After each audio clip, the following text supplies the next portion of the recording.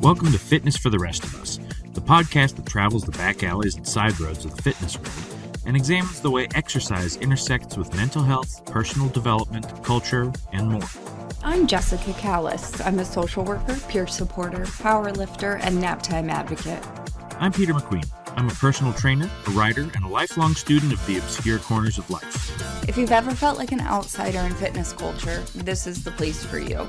We're here to celebrate all body types and fitness levels, helping you find what works for you. No pressure, just progress. All right, so here we are.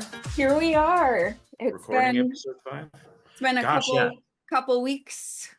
Yes, it has. Yes, and we will get into we'll get into the whys of that in the future episode. But yeah, I had to go kind of off the grid for a little while there. So, feeling good today though. Yeah, I am. Awesome. I've reintroduced caffeine into my lifestyle, and I think that has been a worthy choice. Yes, definitely. Everything in moderation, right? Yeah, for sure. I mean, in the first couple days after detoxing, like even a few sips was like, but yeah, I mean, it's just a balancing act because I got new meds in the equation and everything, and we'll leave all that for another one. But yeah, today we're just going to be talking about adulting in general. Yeah. And I mean, that's going to come up a lot of different stuff, or bring up a lot of different stuff rather. But let me just what was the first? This is kind of just to get us into it. What was the first, oh my gosh, I have to be a grown-up about this, or oh, hey, that's what a grown-up would do kind of situation. What's an early memory for you, if you can think of one? I think the earliest memory for me was actually while I was still in high school that I realized it was coming. Yeah. And it wasn't when I paid taxes for the first time, though that did come to mind. Did Papu help you with that? He didn't. No. Oh, no. No. He did mine until I was 27. He did my dad's until he passed away. So, right. Anyway, all right. Sorry, I didn't. So the first time was actually I did what they called the Running Start program my senior year of high school, which is where you went a half a day to the high school and then you took a couple credits at the community college. We had something similar. So I had this freedom, it was I'm done with school at noon, and then I go to one class Monday, Wednesday, and one class Tuesday, Thursday. And the one class was photography. And so you went, you showed your portfolio for the last week, you were given a new assignment, and you could choose to stay with the class. And let's say it was landscapes, and the class would go together to a place where you could take, landscape nature pictures, or you could just have your assignment for the next week when you showed up. And so I never stayed in class. Yeah, I always just showed up, went for 10 minutes, and then 2 hours before class the next week, I would randomly take a bunch of pictures and submit them. And it was a 4-credit, fine arts course. Sure, yeah. So it was learning that adulting, you could put as much into it as you wanted or as little into it as you wanted. That's true. And still somehow find this balance to make it work. I still ended up with an A in the class. Yeah. Which I don't think he really cared. No. And typically, it's a tough thing to grade. I mean, I think any fine art type class I've been in, they just want to see some kind of effort, even if that effort is last minute, because sometimes great art gets made that way, in a flurry of activity. But no, that's funny. I definitely remember that feeling too. The few times, if I had a doctor appointment or something like that, and I got to drive out of high school early, and I was I could just not go wherever I'm supposed to be going. No one could stop me. Nobody can stop you. I know, it was even before, I had a cell phone that I kept off for emergencies in the glove box, and that's where I lived. And I don't know that I ever made a call on it. Yeah. So different world. It was different. I remember I was telling Steph this the other day. So, Steph, my wife, for the listener, is she's an air traffic controller, and when I met her, I thought that was this guy out here with the little light cones, directing the planes on the tarmac, because by the way, that's not even really a thing anymore, or it's they got luggage handlers and stuff out there, but that's about it.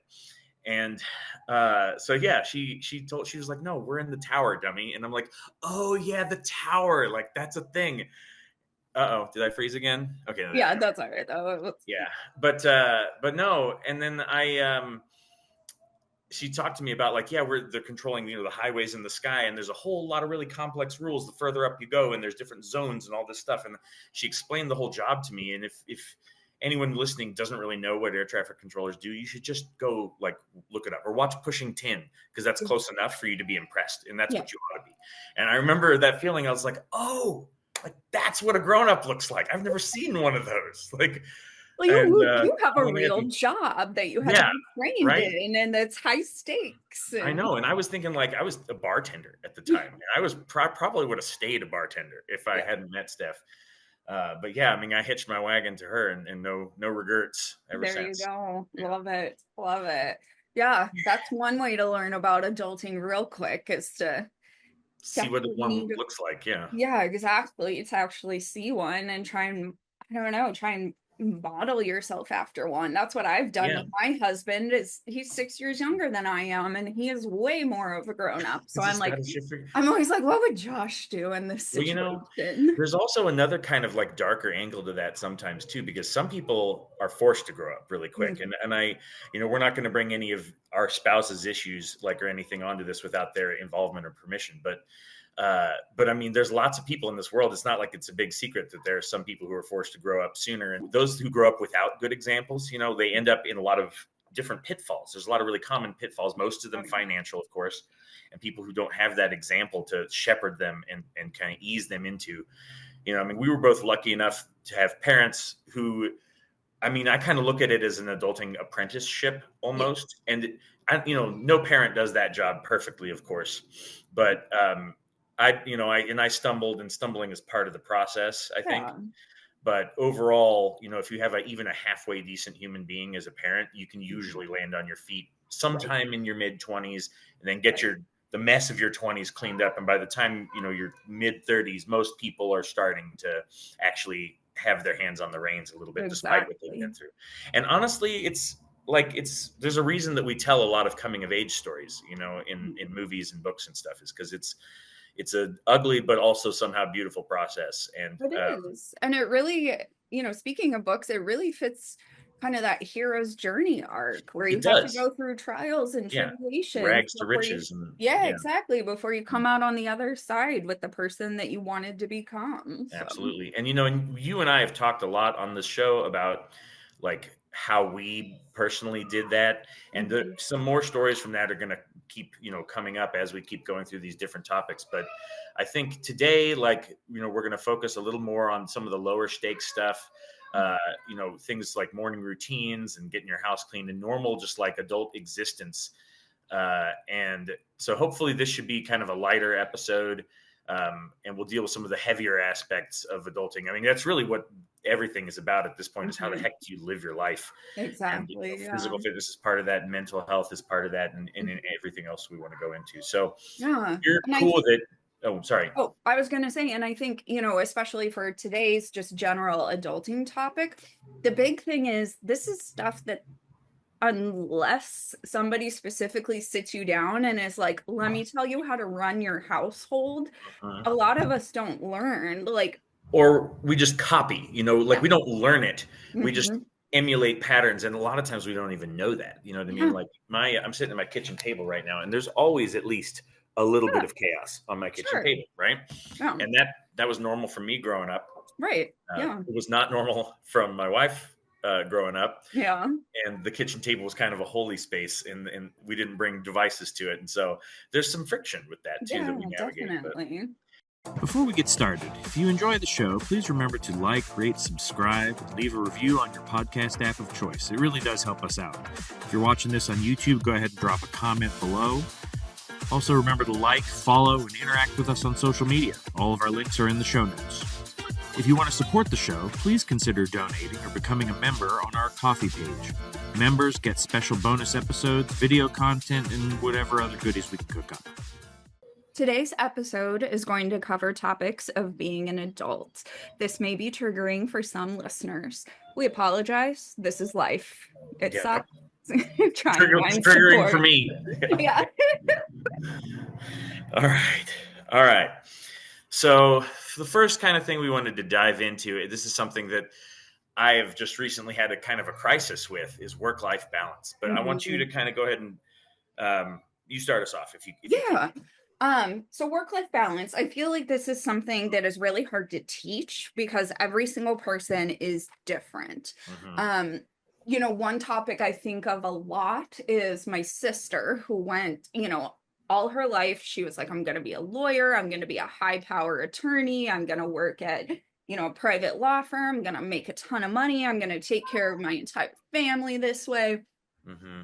And then she went through, she was diagnosed with cancer in college. She will tell this story to anyone. So Oh, that's why I sure. feel comfortable sharing it. Yeah. She And I was would love to have her tell it on the show one of these days. yes, because it really did. It changed a lot for her as far as, what exercise meant to her, what family meant to her, what career goals looked for her. Sure. So, she had this drive and determination to be this huge, successful attorney, to push herself to the limits. Mm-hmm. She was diagnosed with cancer, very lucky. She's been in remission for over 15 years now. Gosh, it's been that long. Wow. Yeah, she was Doesn't diagnosed seem when that long ago.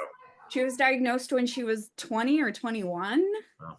Yeah. So, yeah. So going through all of that, she realized, life isn't about money. Life is about the connections that you make. She really changed her mind on, all these people, these nurses, these doctors, these people at the Leukemia and Lymphoma Society. They provided so much support for her and our family that even though she still wanted to go to law school, her tune kind of changed. She's like, I Yeah. want to be an attorney that helps The people. tempo changed. Yeah. Yeah, You exactly. kind of hovered around an interesting point there, that like work-life balance, I think how you strike it kind of depends a lot on what your vision of success looks like. Yes. Because like people who are, so I'm going to hazard a guess and say that people told Erica growing up that she would make a good lawyer because she was very strong-willed, Yes. right? And people used to say Absolutely. the same thing to my brother Pat.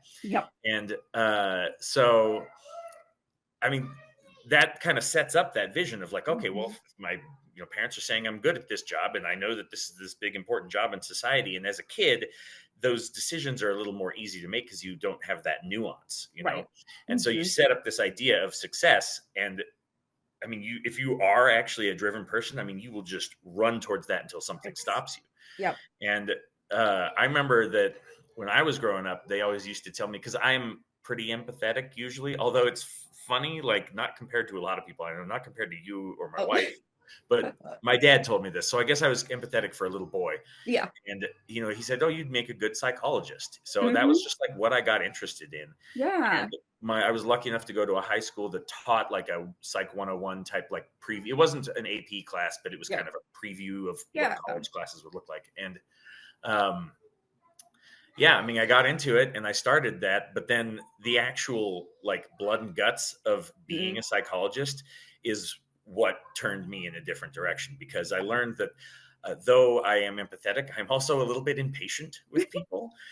And I would not have chose these words at the time, but I've had to learn to be a good listener. Like I've had to really work at that, and I still have to work at it when I'm doing it. That's pretty evident probably to anyone who listens to this show, but I do my best. Yeah. And so yeah, I ended up getting pushed out of that just by not having the skill set that I was told that I was having. So that kind of upended my view of success for a while. Mhm. And And I think I, that's I why. I think that that's a really good point too, is when we're younger, people give us ideas of what Mhm. our future could look like. And Yeah, I think adults in our lives feel like, oh, I'm helping a lot by, giving them this direction, you're by planting really seeds saying and watering them. exactly. But then, like you said, that can sometimes set us up for our first couple stumbles as an adult, Yeah, and I feel like it's pretty common, at least in kind of the privileged background that I come from, that we kind of come from, From, yeah. where we were economically very safe and everything, Hmm.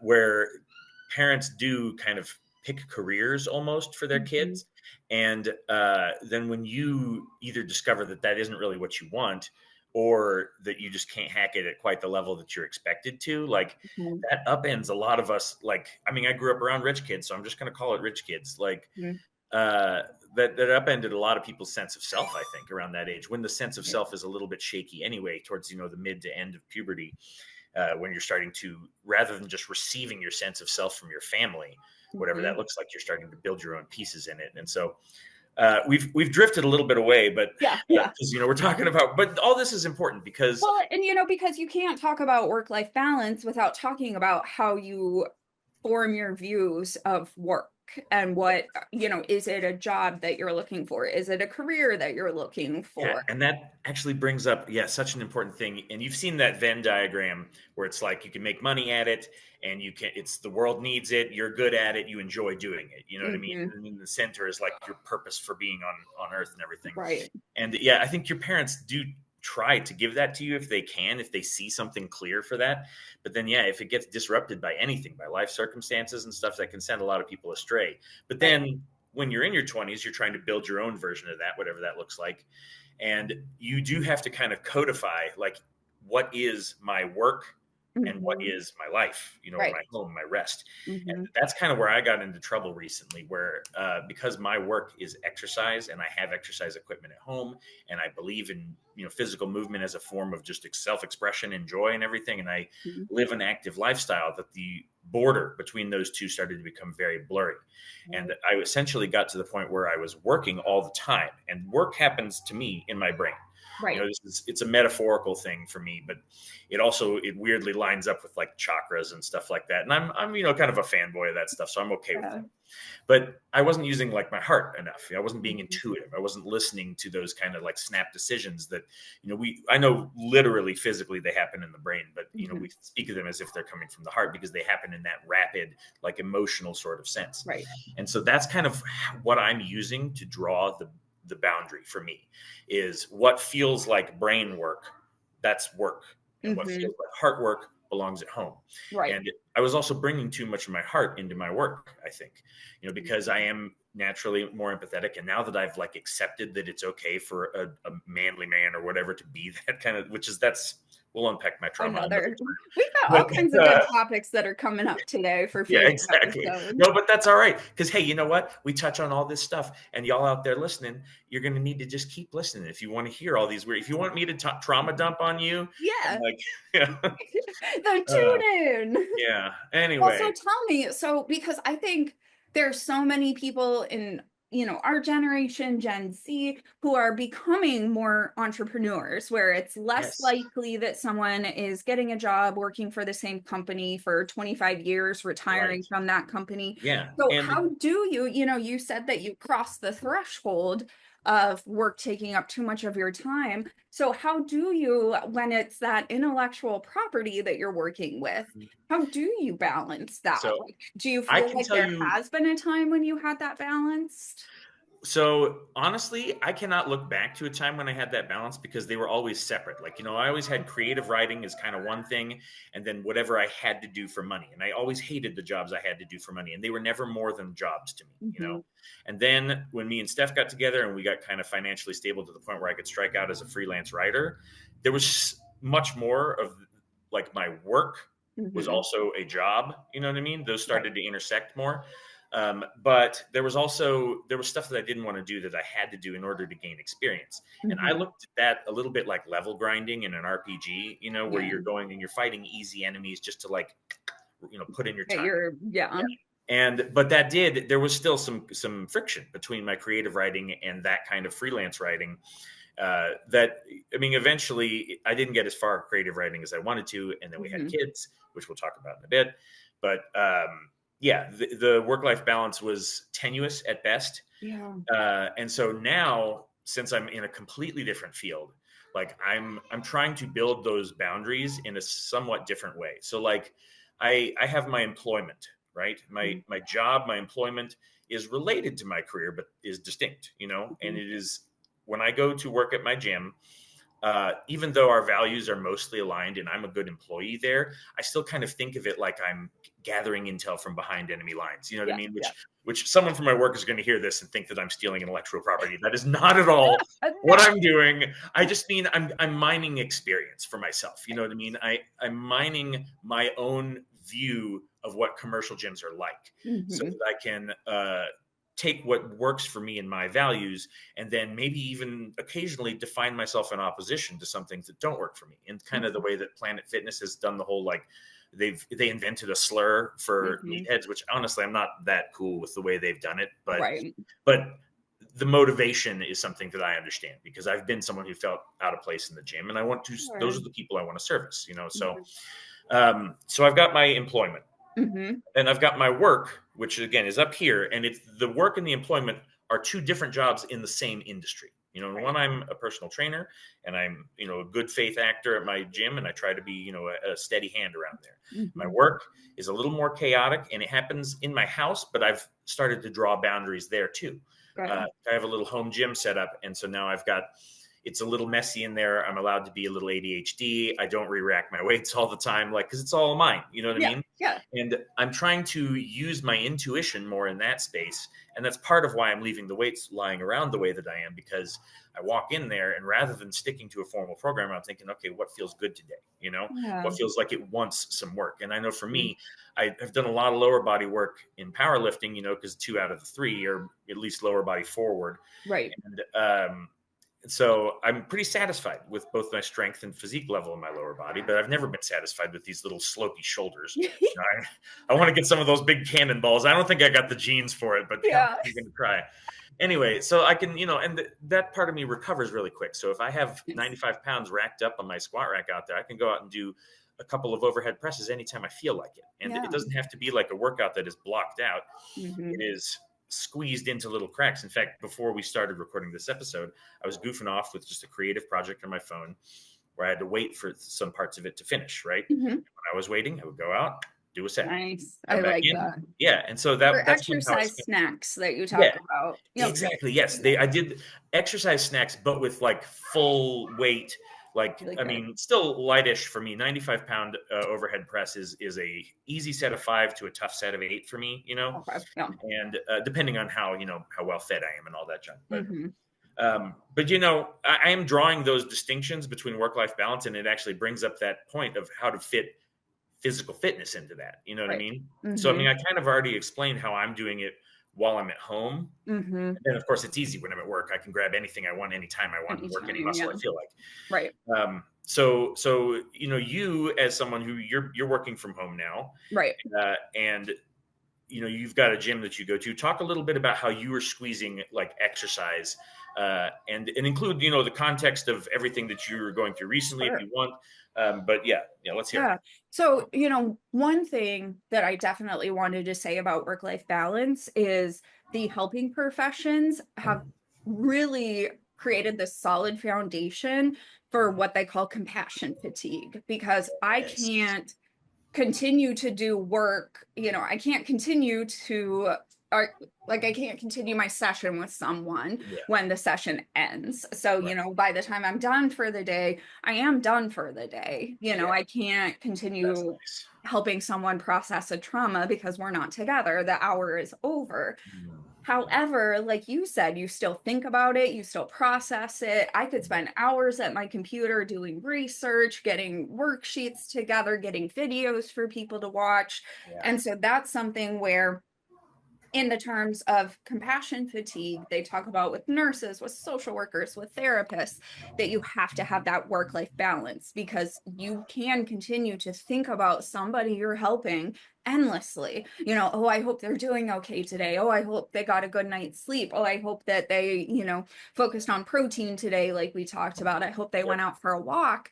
And so we do talk about how to cope with your job. And that includes finding work-life balance. And that includes setting yourself up to have time to go work out, have time to take your walk, have time to do your chores around the house.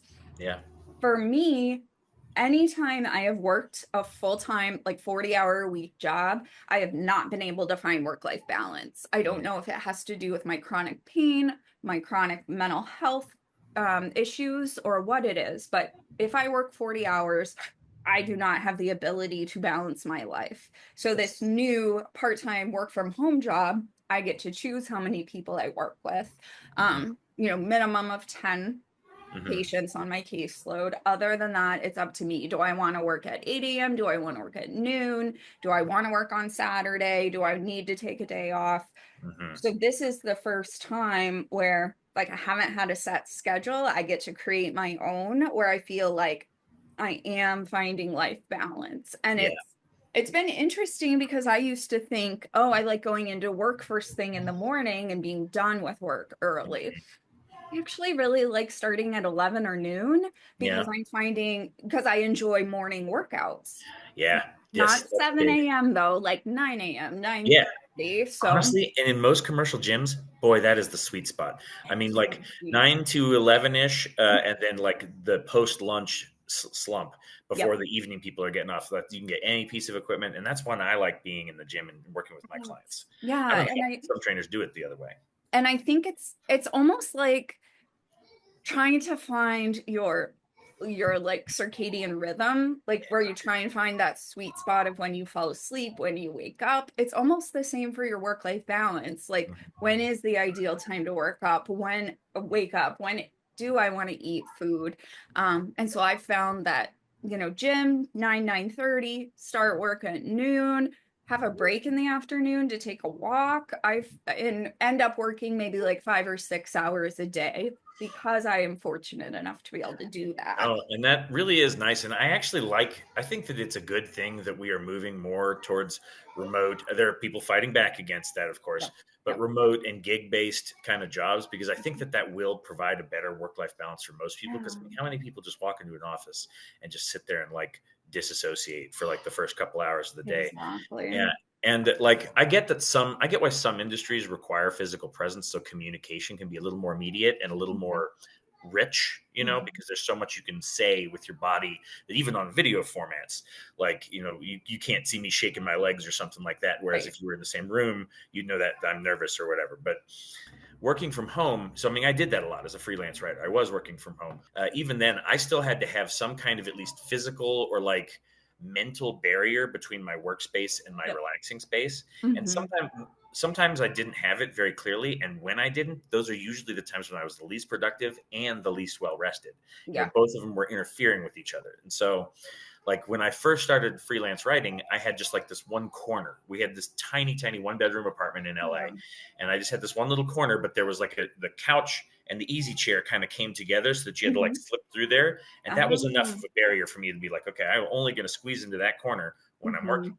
Yep. And then our first house in Arkansas, I don't know if you ever saw a picture of this, but I actually built myself a little home office inside a small, small, small walk-in closet. Oh, I love it. Yeah, and so it had like a normal door. It wasn't like the sliding kind, but I mean, it was maybe 6 inches off either side of my shoulders, Yeah. and just big enough that if I like turned up and stood, I could stretch out my entire body when I needed to stretch. Yeah. So just enough room, and that Hmm. meant everything that I needed. I was much more paper based back then, Yeah. Yeah. and everything I needed was in arm's reach, Right which is why I there. liked Yeah. it. I could be a little chaotic in there. I like that. Yeah. So I've always liked to have a physical workspace when I can, and I've usually liked to have it to be as small as possible so it's convenient. And now I've got my gym out there, which maybe one day we'll do like a little video tour, like for the show or something. I don't Heck know if yeah. that's anything people would be interested in, but I've actually managed to put together a pretty sick setup in there just by collecting other people's garbage over a couple of years. Like I haven't bought Exactly. anything new except for some of the dirt cheapest like barbells you can get. Yeah.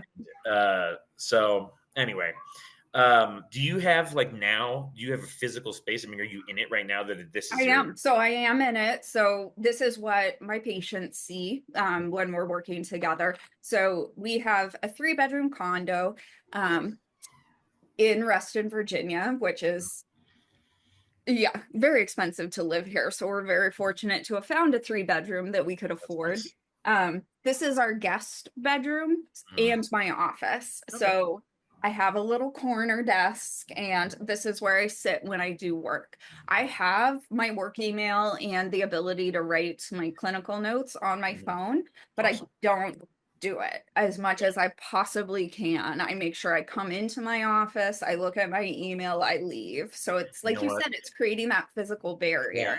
Well, and there's also a metaphorical barrier there with your phone, because that's something that I did not have recently, because I want to have access to all my work stuff on my phone so that Hmm. it's there when I need it, Yep. but I want to need it as little as possible. Yeah. I want my phone to be primarily a personal thing. And Hmm. so I've got, we're talking on my computer right now, and that's been a personal workstation for my work. I Hmm. need a employment workstation, which my Yeah. employment shockingly does not provide. That's so I mean, we interesting. have Yeah. computers there, but they're old and inconvenient, and we don't have tablets Yeah. to like do. We can't program client workouts. We have to do Yep. that all just either up here or on paper, or I've been doing it in here too much. Hmm. Um, and so it is what it is. They've been talking for a while about getting us tablets and stuff, but you know how it is when a corporation rolls out new technology. It's gonna Yeah. take Takes a time to long work out the time. bugs. Yep. But even if I don't get that from them, that's still, I think, having a different device for each kind of your for each area of your work and life builds those barriers for you in a way. Yes, absolutely. And that was something I had for so long, and that's why I'm trying to be really careful about it, Mhm. is I had a separate work phone because I was giving individuals I worked with my number. And so then after business hours, when I was on vacation, I had the ability to turn that phone off, Yeah, set an away message on my email, change my voicemail. But I don't have that with my personal phone. sure. It it is nice because I essentially operate my own like small practice now. So I was on vacation, someone canceled the session we were going to have the next day. I do have to get that in under like before the 24-hour mark hits, or else they would be charged a cancellation fee. Okay. So that is a Yeah, time when it has been appropriate for me to use my personal phone, is sure. to like Yeah. cancel a session It's really We fast. need barriers, but the barriers need to be crossable in emergencies or Yeah. specific Mhm. situations. Yep. So you touched briefly a minute ago on like you liking mornings and stuff, and we were going to talk about morning routines. Let's talk morning and evening routines. Give me some stuff that you've been doing lately that's working Yeah. for you. So my morning routine, I'm off work right now. I just recently had surgery. And so my morning routine is to wake up when my body wants to wake up because I'm in a pretty big recovery process right Yeah. now. So that's been waking up between 10, 11. I'm seriously, I just as an aside, I've been getting like 12 or 13 hours of sleep every night. Whew. I'm still chasing number 7. Oh my gosh, no, I like my body is just exhausted from trying to heal itself. Good. So wake up 10 or 11. I have my coffee, and while I'm drinking coffee, I have to play Candy Crush Soda, or else my whole day is fucked. I don't know why, but I started this years ago and Uh-huh. it just has stuck with me. So I sit, drink coffee, play Candy Crush for like half an hour to an hour. Mm.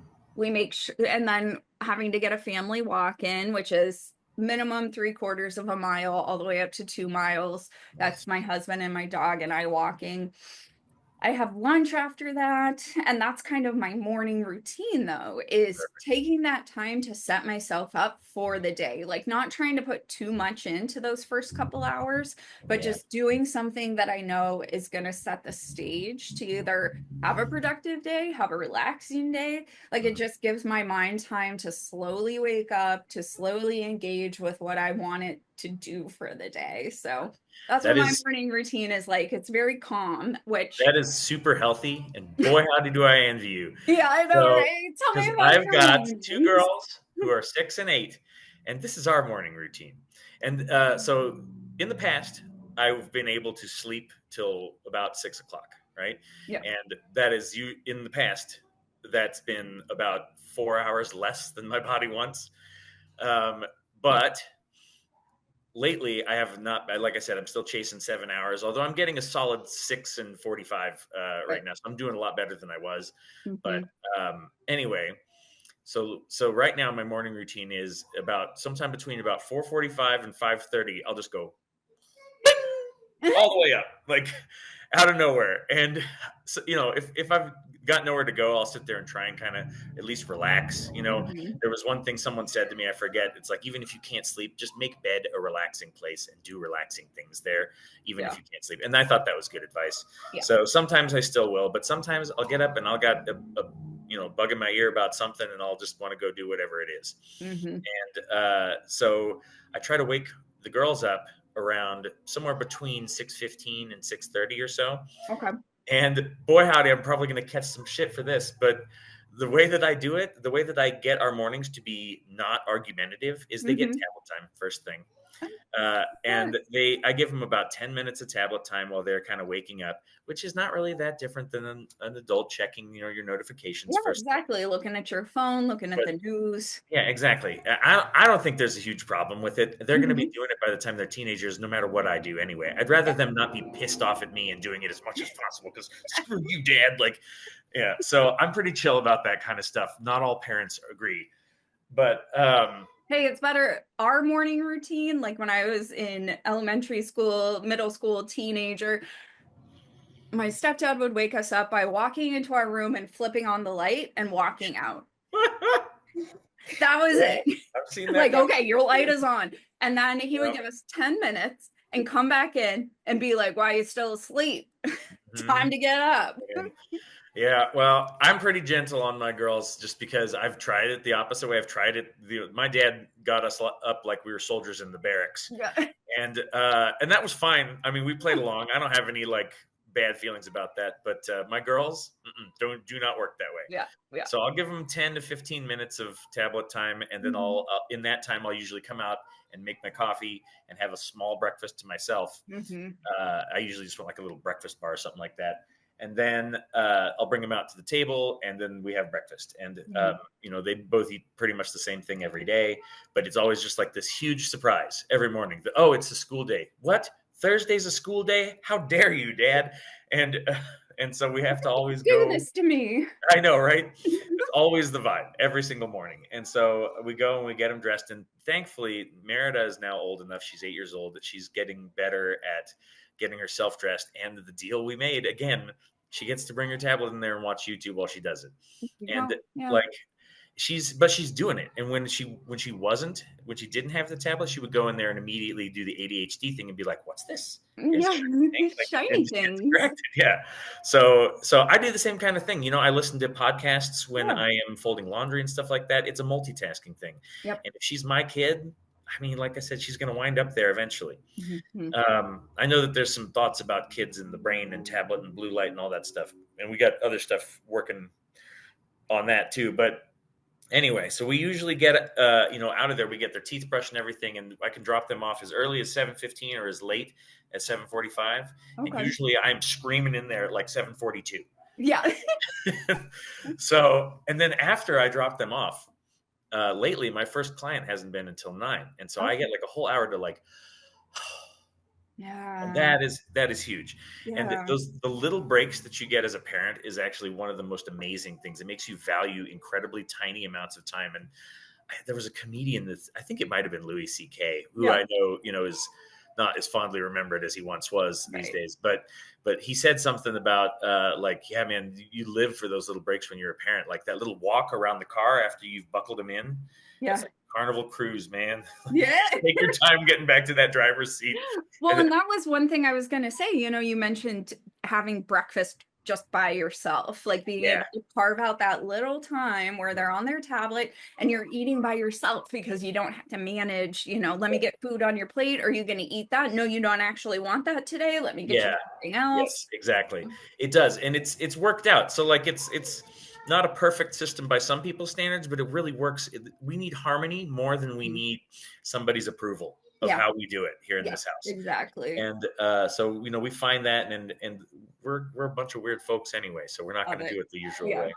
All right. So we both kind of have a common theme about morning routines, and that's finding the space to allow yourself to breathe, to prepare for the day. What about your nighttime routine? What does evenings look like in the Queenie household?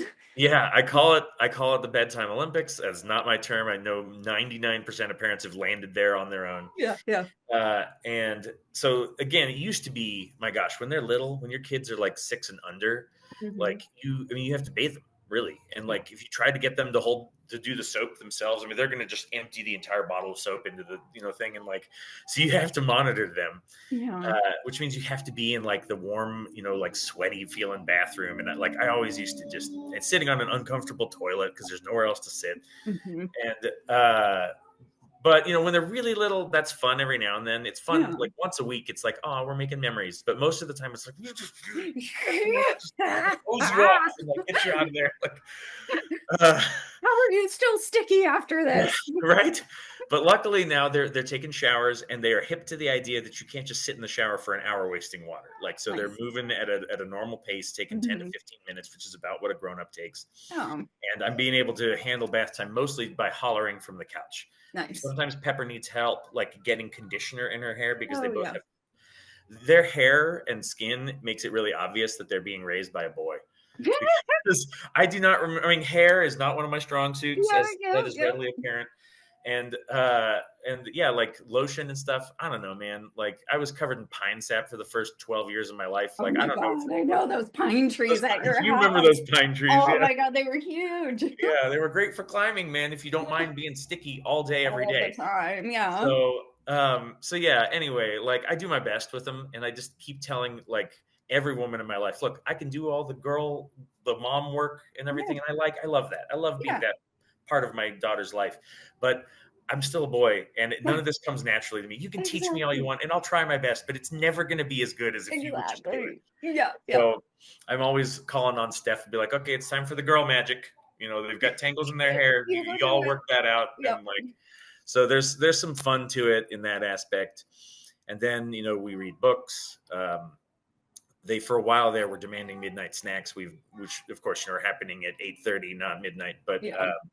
But we've put the kibosh on that and Mhm. trying to get them to not eat so much because that's another thing I struggle with is I Yeah. always want something sweet like right before bed and I'm really bad at not giving it to myself. Yeah. Um, Yeah. but I know that like having something to digest is disruptive for sleep and everything. And so I'm trying to get better about that. And then once we get the kids down, I usually got about an hour in me Yeah. before I'm Yeah. gone. Oh, yeah, I'm sure. I'm So sure. that's just enough for one show or half a movie. Hmm. And Yep. that's kind of how me and Steph do it. And on weeknights, and her schedule is different than mine too. Her days off are technically Monday, Tuesday, although Okay. most Tuesdays she gets overtime, so she really only gets one day off a week. Wow. So those little hour-long sessions are all we really get throughout the week, and we make the most of them. I take them even if it costs me a little bit of sleep because Hmm. I'd rather lose an hour of sleep and actually get to feel like I hang out with the person I'm married to. Right. Right. Definitely. And you And guys as the try to kids get older, you throw in some date nights too, we do. Yeah, we got a which is weekly date night, important. which is on Yeah. her only night off, and I'm lucky that she's willing to give it to that instead of just sleeping the entire day Yeah. because that's probably what I would Exactly. need. Yeah. But that's the thing about people who work in air traffic control and other high stress, high demand jobs like nurses and doctors and stuff like that is you get used to it at a deep level. Like you get used to being just kind of up and on. And like Oh there's yeah. definitely some negative health consequences for that, which is Yep. why you need to promote yourself out of that lifestyle. Yep. But I mean, dear God, thank God those people exist, right? I I mean, know. those Oh, careers need people with that kind of dedication. And so I really exactly. admire, That kind of stamina, really. yeah, the stamina. I mean, that's the right word for it. Just the stamina to endure stress of Yep. that kind. Right. So yeah, I mean, we're both in our 40s now and our kids are not babies anymore. And Mhm. we're in a chapter of our lives that's just gonna be busy any way Right. you slice it. Oh So yeah. we're taking our rest where we can get it. And you got to be quick. I mean, that's the first thing I learned with kids is you're not going to get to rest when you're tired. You're Yeah. going to only get to rest when they're tired. Yeah. And when they get tired, you drop your pack and hit the sack, soldier, because like Exactly. that That's chance it. may not come back to you. And the thing is a lot of times for a lot of people, that means the house is a flipping mess. Sure. And that Yeah. is okay. And I know when my kids were babies, it was when they got tired, I had a choice between me resting or me getting something clean. And I would Hmm. try to be about 50-50 with There you that. go. Yeah. And that was still really freaking hard and Hmm. unlocked some deep, dark parts of my brain being like that chronically sleep deprived. Yeah, I'm sure. But eventually, you get past it and Yeah. then life gets hard in a completely different way that you're equally unprepared Exactly. for. So, All of a sudden you're well rested, but your yeah, emotions. yeah, exactly. Oh my gosh. Well, All right. So our let's take like, nighttime routine is a lot different than yours because oh, it's yeah, just let's hear the it. Yeah. two of us. My husband and I, we do have two cats and a dog, so there is that, getting the dog out for the last time. But it's really us, we do try and have that quality time together because throughout the day, even though we don't have children that we're taking care of, we try to have that balance of, yes, we're married, but we're still independent in our kind of day to That's day. so good. Yeah. And so,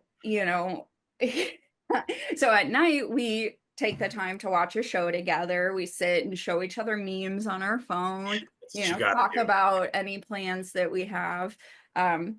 So it's again having that balance of, you spend the day apart, but you make sure you have some time together. Yeah. And then Important for couples. yeah, definitely. And because of who we both are, we actually made the choice not to have children, mostly because I'm still trying to figure out how to take care of myself. Sure. But there was a reason we chose that, and it was to, uh, some people will see it as selfish, but we really were just like, nah, man, we still need to take care of ourselves right now. We've talked about potentially fostering kids later on. Because I'm beyond the point where I could have biological children. Well, another thing that I have thought about, because like I have not always had the most balanced perspective on that. I've been kind of a birther in the past, and I'm trying not to be I always try to learn from other perspectives, but because I have a couple of close friends that I think like, gosh, it's a shame like that you don't, because you would be so good at it and blah blah blah. And so, but I am understanding now more that there's a lot of judgment baked into that, and there's a lot of that comes from my upbringing, being Catholic and all that stuff. They're hard birthers. Yeah. And so like, but the other thing is that I've realized is that there's a lot of other stuff to take care of in the world besides people. Right. And if we want to live in a world where we can be happy people, like we need people who are dedicated to that stuff too. And animals are one thing, you know what I mean? Animals are huge. Animals have been great for my own mental health. We have a dog and a cat. We're probably inching towards getting a second dog. We're a 2-dog, 1-cat family. Oh if yeah. we all have our druthers. And so like, yeah, I mean, like people who are involved in like dog rescues, and that's their way of giving back to society, or people who are involved in causes and things like that. Or people who have a helping profession like you do, that creates the space for you to do that with more grace than you would be able to if you were a mother of young children, Right, exactly. And so like we need those people. And so that's what has kind of brought me away from that perspective, because I always knew that I wanted kids. And even though it was very difficult and traumatic, like I very much blossomed. I became more mature and felt like more myself once I started to get my footing. But I feel like that's equally valid in a career. And the only thing that's really selfish is if you were just hoarding everything good that you have and hiding it, which is not what you do. I know you better than that. So yeah, like I've learned not to look at it that way, even though for sure. I love me some dirty, smelly kiddos. Oh yeah, there you go. And I love being an aunt. Like I have 3 older stepsisters. They have 9 children between them, and then there are already 2. So I have my stepsisters, their kids, and then 2 of them have a child each. So I've got all kinds. The oldest is 6 months younger than Nick, and so they actually ended up in the same accounting class at KU. Oh, nice. And so my nephew would like introduce his friends. Hey guys, this is my Uncle Nick. Like That's great. apart. That's awesome. But yeah, and then the youngest right now, I think a couple of them are still in college. I don't think anybody is in high school. Maybe one person's in high school still. So, I was around them growing up, babysat for them growing up, and I love having a kid, spending a bunch of fun time together, trying to have some kind of semblance of maturity and showing them the ropes and what else? Giving them back. Yeah. No, and I think that even that kind of stuff, like a sibling or a cousin relationship, because I've got cousins. I think on the opposite side that we don't share, on my dad's side, there's like 13 of us, and I'm pretty sure the youngest one is a senior in high school now, and so like there's other ways to engage with that part of a person's being wants to do at least something for a future generation, or at least something outside of themselves that's going to theoretically go beyond their lifespan and stuff. And I mean, yeah, we need aunts, we need uncles, we need, the don't do this to my kids, but we need like the aunt that's going to slip them their first cigarette and all that stuff. And, like, Exactly. I yeah, know. That's what I told Erica and Nick, my brother and sister. I want them to announce to me that they're having a child by buying me that shirt that says feral aunt, or like yeah, somebody's yes, feral aunt. yeah, I'm like, that's how I want to know, because that's who I'm gonna be to your yeah, kids. man. And like I'm glad that we have. It takes a village, and it takes all Mhm. kinds. You know what I Yeah, mean? So absolutely. So that so kind of like led us into the kind of adulting kids side that we wanted to talk about. mhm. So, I mean, I'm looking at the outline and I'm feeling like we've covered a lot of what I wanted to cover. The last thing that I maybe to kind of bring it home and end on a light note is another big part. We're going to talk hobbies, I think. Hmm. There's another big part of how we manage our own mental health, I think, is having things that are fulfilling where you can be building a skill or learning something, but Right. they're low enough stakes that it doesn't become a stressor in and of itself. I think that's a pretty solid definition of a hobby. Would I think so. you Yeah, agree? I really Yeah. do. Yeah. So, Um, like, I- what's a hobby for you? so I love reading. Mhm. I've really gotten into reading again this year. I love going to movies. So those are two really big ones. Fitness, of course, is a hobby. Baking is a hobby. So I think, you're right. It does have to do with producing something, producing some kind of Or result or there's a end game. progressive element to it because Mhm. like at least I know for me strength training is more process oriented than it is results oriented. But I think, a hobby is something that you do to, like you said, it can be to further your intellect, further your physical abilities. You think it should restore energy to you like in the long term, Yeah. like because even though strength training like drains me in the short term, like I mean I'm tired by the end of the workout, Mhm. I would say it honestly restores me and makes Yep. me feel stronger and more capable in general. Yeah, And I think that's what a absolutely. hobby should do. It should feel restorative, in Hmm. some way.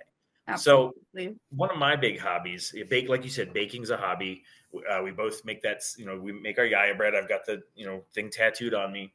But I've been doing like weird kitchen DIY, and I thought I've shown you the Yep. brine that I've been making, right? Yes. Yes. So I'm gonna go ahead. We're gonna put it on the episodes because I built it a bigger house. Ooh, I love it. I love it.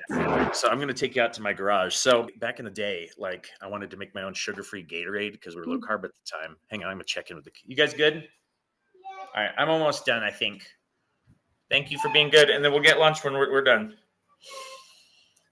Anyway, so I was low carb. I wanted to make my own Gatorade because I like Mhm. that lemon lime Gatorade, but I don't know. I don't want to pay a whole bunch of money for it, Yeah. Yeah. And so I just looked up a copycat recipe and just lemon juice, lime juice, a little bit of salt, and a little bit of sugar, and Yeah. you're fine. And I just switched it out for artificial sugar, and it tasted pretty damn good. Nice. And a while ago, I was kind of dehydrated, and I thought, well, I ought to, try that again. And it turned out really good again. And I thought, well, what else? What else could I put in here, right? Mhm.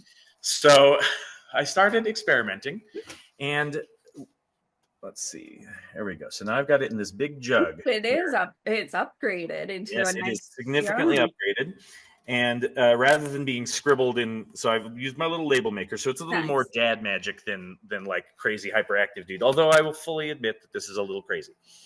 So, you start off with water. Hang on, and Uh-huh. then you gotta let me get it in frame. Any kind of juice, so citrus juice, Mhm. grapefruit, pineapple juice, like any leftover juice from anything you might be, juicing in a smoothie Right. or something. I've got some tea in there, some herbal teas like chamomile and lavender, things like that. Electrolytes, so I've got potassium salt and iodized salt in there. Probiotics from making yogurt. I made a big batch of yogurt. Nice. Vitamins and minerals. I got some vitamin C powder and stuff in there. You'll notice this little funk up top. Yeah. I don't know Yeah. if you can see that. So that's actually fiber. When you swirl it in, it actually goes pretty good. Now, this is very much the kind of thing that only I would like. But But I like it because that is a hobby. You're experimenting. It's something that is going to produce results for you. And I yeah, and think it's something, there's a lot of, brain gut connections that are being made. And so it yeah, supports a healthy lifestyle to have, you're essentially making your own fermented it kombucha, is, and it's you know? a slow ferment since it happens in the fridge, and I'm Mhm. making it like a perpetual stew where every time it gets low, and I top it up, I leave a tiny amount of the previous batch in there. Yeah. So the culture that comes from both a mixture of apple cider vinegar and and lactobacillus from Mhm. yogurt making, that culture should live forever in there. And because Yeah. it's developing slow, and because the pH is set up so that actual harmful stuff can't survive in there. Mhm. So it's probiotic. It's got electrolytes. It tastes a Yep. lot like kombucha. Honestly, it's Yeah. just not fizzy. Mhm. And I usually put it in a big mug like this, Yeah. watered down over crushed ice. So it's actually a very mild, just hydration beverage. Yeah. I And it love does that. have some sugar in it. But Mhm. the other kind of thing that makes it fun for me is any ingredient I have that would be appropriate. So like you could put bits of fruit and stuff there. Mhm. I didn't show it to you, but there's a tea ball like Mm. hanging down in there that I Right. nailed, screwed into the top of it. And Mhm. so I could put herbal teas and things like that in there. And Nice. my girls, sometimes I'll let them put like a little flower petal from the garden or something Yeah, like that in I there. It's like just like a that. symbolic thing. So But yeah, I think that you can liken that to having a sourdough starter. yeah, You're it's trying to like have a this. house permaculture. Yeah, Yeah. exactly. You're growing something that's going to be delicious, and I like it. Yeah. All right. So, I mean, you feel like there's anything else we need to talk about? No, I mean, I guess I think just understanding that a work-life balance is something you're always kind of trying to make progress on. I think, a lot of times we feel like adulting, we have to have it all figured out. And I don't think that it's something that you can have all figured out. I think it changes as your life grows and changes. And Mhm. so it's just kind of doing the best you can with what you've Mhm. got. Like, I don't think, again, the whole idea of progress, not perfection, no pressure that we Yep. talk about with Yep. fitness No in pressure, just general, progress. you should apply that to the rest of your life And too. let me make one little subtle distinction, and then maybe this could be the note we end on. There's two types of balance in the gym. There's static balance and Mhm. dynamic balance. Static balance is standing on one foot for time. Dynamic balance is being able to, take a barbell and do walking lunges over time and not tip to one side or the other, right? Mhm. And dynamic balance is much more important to prevent you from falling. Yeah. So I think a lot of people, when they think work-life balance, they're thinking static balance. They got to put everything in place and there it must stay. But that's not what we're doing. It's more Right. like dancing. You can't dance without good balance, right? And you got to have control as things change throughout the dance. That's the kind of work-life balance people should be after. Absolutely. I think that's really important and I love it. And Good. again, just improving yourself slowly over time. If you do need a period where you're just kind of treading water, I think that is where we can lose sight of ourselves. Is sometimes it's just good to wake up in the morning, and that's an accomplishment. And so it's giving yourself that grace, knowing when it's time to push forward and really do some self-improvement, and then when it's time to just be who you are. Yeah. Yep. Very good. Love it. All right, we'll go ahead and end it there today, and hopefully everyone will tune in for the next one. We got lots of fun stuff coming down the pike. Thanks for listening to the Fitness for the Rest of Us podcast. Please remember to like, rate, subscribe, drop us a review, and connect with us on social. Please also remember that we are not medical doctors or registered dietitians. We're not even really experts. The information discussed on this show is presented purely for entertainment and educational purposes and does not constitute medical advice. You should always consult your doctor before making any changes to your nutrition or physical activity habits or your mental health regimen. Once again, thanks for listening. Don't forget to hydrate and have an extra scoop of protein for me. Hey, I'm Tammy from Next Level Me, and we are so proud to be sponsoring Fitness for the Rest of Us. Why? Because just like this show, we believe growth should be real, relatable, and for everyone. At Next Level Me, we help you reset your rhythm, reclaim your voice, and realign your life. With courses and content that promote clarity, confidence, and momentum, we enable you to align with what matters most. If you're interested in leveling up in life, not just fitness, come find us at nextlvlme.com.